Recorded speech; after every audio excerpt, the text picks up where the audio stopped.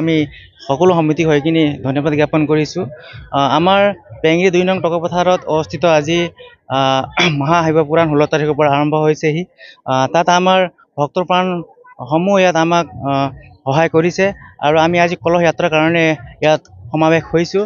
গতিকে আমি এটাই বাৰ্তা ইয়াৰ পৰা দিব বিচাৰোঁ যে সকলো অসমত থকা বা গোটেই ভাৰত থকা আমাৰ পেংগিৰিত থকা ৰাইজক আমাৰ এই ধৰ্মস্থানত আমাৰ যোনটো শিৱপুৰাণ হ'বলৈ গৈ আছে সেই শিৱপুৰাণত সকলোকে আমন্ত্ৰিত কৰিছোঁ।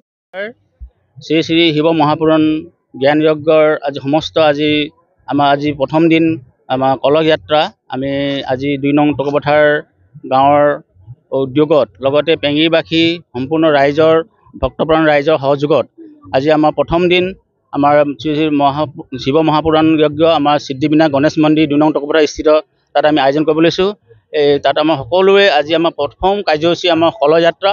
কলহযাত্ৰাত আমাৰ অংশীদাৰ হ'বলৈ আমি সুদূৰ আমাৰ বৃন্দাবনৰ পৰা আমাৰ মুখ্য প্ৰবচকক আমি আমন্ত্ৰণ জনাইছোঁ। তেখেত শিৱপ্ৰসাদ উপাধ্যায়, লগতে আমাৰ স্থানীয় গুৰু আছে আমাৰ শাস্ত্ৰী বিশ্বশান্তি গোৰাগাঁইদেৱ, তেখেতৰ মুখৰ বিন্দৰ পৰা আমি শুনিবলৈ পাম যে 13 দিনীয়া ভগৱত পুৰাণ আমাৰ সকলো ৰাইজে শান্তি কামনাৰ্থে আমি আজি গোটেই অঞ্চলটোৰ লগতে গোটেই অসম ভাৰতৰ বিশ্ব কল্যাণকামী আমি সকলোকে মানে শান্তি কামনা কৰি আমি এখন ধুনীয়া এটা ভাগৱত শিৱ মহাপুৰাণ আমি আয়োজন কৰিছোঁ। গতিকে এই সমিতিৰ আমাৰ অনুৰোধ সকলো ৰাইজ আহক যে এই মুখৰ প্ৰবঞ্চন তেখেতৰ পৰা আমি যিটো সুন্দৰ বক্তৃতা আমি বাণী শুনিবলৈ পাম। সকলোকে আমি আদৰিছোঁ। আজি আয়োজক সমিতিৰ মই মুখ্য উপদেষ্টা হিচাপে সকলোকে আদৰি জনাইছোঁ। আহক যে আমাৰ এই 13 দিনৰ কাৰ্যসূচীত সকলোৱে অংশগ্ৰহণ কৰক। যে আজি আমাৰ কলহযাত্ৰাটো আমাৰ বৰিডিং নদীৰ কাষত আজি আহি আমাৰ যিটো নিয়ম বিধিপূৰ্বকভাৱে আমি আহিছোঁ।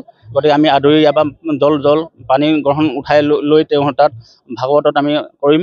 গতিকে আজি সকলোকে অনুৰোধ জনাইছোঁ পুনৰ যে আমাৰ অনুষ্ঠানটো সুকলমে পাৰ হ'ব গ'লে সকলোৰে আশীৰ্বাদ বিচাৰি আমাৰ আজি অনুষ্ঠানটো কামনা কৰিছোঁ। ধন্যবাদ।